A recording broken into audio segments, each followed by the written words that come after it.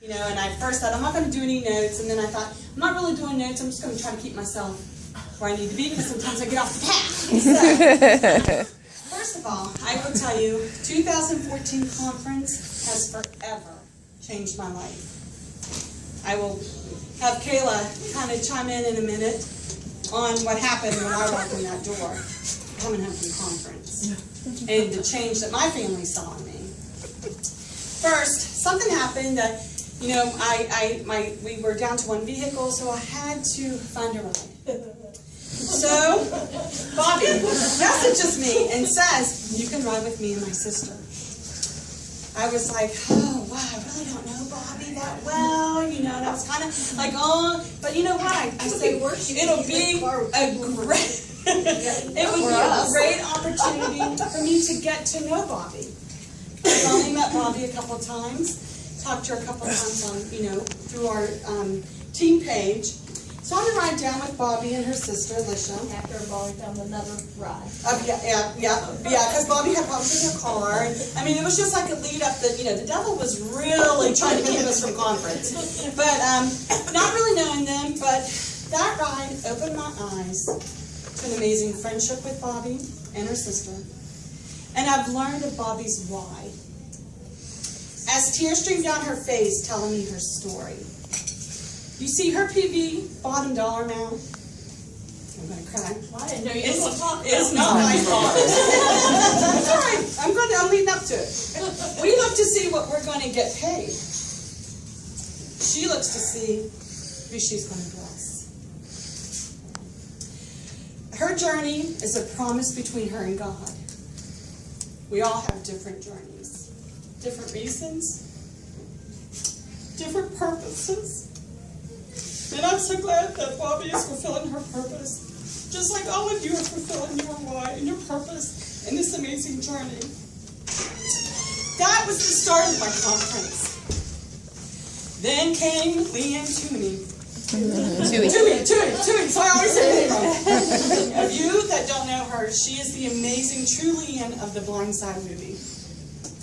You talk about a strong woman. This woman came on stage and she had me at aha from the get-go. I mean, I was sitting there, I was listening to her tell her story on how she met Michael Orr. And we were allowed to ask a question. One of the questions was, how accurate was the movie? The movie is 98% accurate. She did go into the hood. She did tell them guys, I pack. Yeah. You know, so that is true.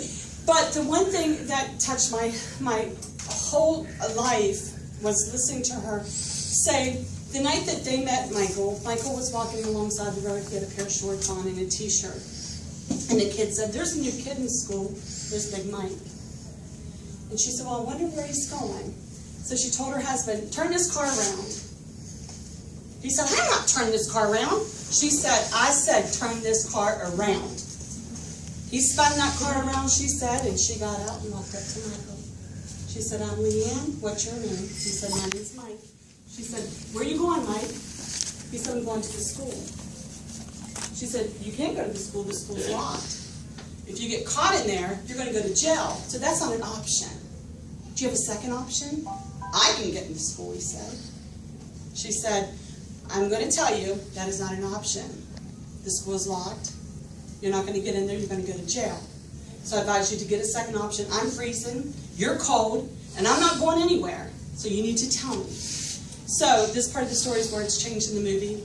He told her to take her to a bus stop, take him to a bus stop. So she said, okay, get in the car. So we get in the car and she looks at her husband, take him to the bus stop. He said, where's the bus stop? They didn't know anything about public transportation. So Mike had to show him how to get to the bus stop and they drop him off. Well, that was Thanksgiving break. So that entire break, Michael was on her mind. So Monday, when school started back up, she went to the school. And she started asking some teachers about Mike. This Mike, what's going on with this Mike? And they were like, we don't know who you're talking about. We don't know him. And she finally said, there's a 300-pound black man walking around this school and you don't know him. There's a problem. So she thought, I'm going to go to the phys ed teacher. So she went in there and he sat down and he said, let's go talk to the principal, both being men. So she walked to the principal's office and she thought, they're going to try to intimidate me because I'm a woman and I want information about this kid. They started telling her, Leanne, he will amount to nothing. He is part of the system. He will go nowhere in life. You want no part of him. And she said, I don't think I'm here to get permission from you. I want you to ask him if I can take him shopping and get him some clothes. So that's how the story led on with how she got to be with Michael and how Michael got to be in her life. And the whole moral of her story was society had him marked. They already had him that he was not going to amount to anything, that he was worthless, that he will never make it was their words. And she stood up in front of us and she said, I'm here to tell you, my son is an offensive line for the Tennessee Titans. You can change one life. You are capable of just changing one life. And she instilled that in me. And I was sitting there watching her and I was listening to her and I thought, man, I want to be just like her. I want to be her. And then as she told her story, I sat there and I thought, you know what? I want to be like God. Look how many people God has changed in their life. And how many times God has helped us when we were down. I walked into my house and my youngest daughter has a new guy in her life and we didn't know anything about him. And she had brought him over to the home while I was at conference, and I called him and got the opinion from my husband, the opinion from my daughter about, oh no mom, or I don't know Rita, he seems like he's a little bit out there, he's a little bit strung out, maybe not have a whole lot to offer, I'm listening to this, and I walk in, and I said, on the way home, I was thinking about all this and thinking, how am I going to handle this, and Sundays are family days, and so I sat down with my family before Danielle got there. And I said, conference has completely changed my life.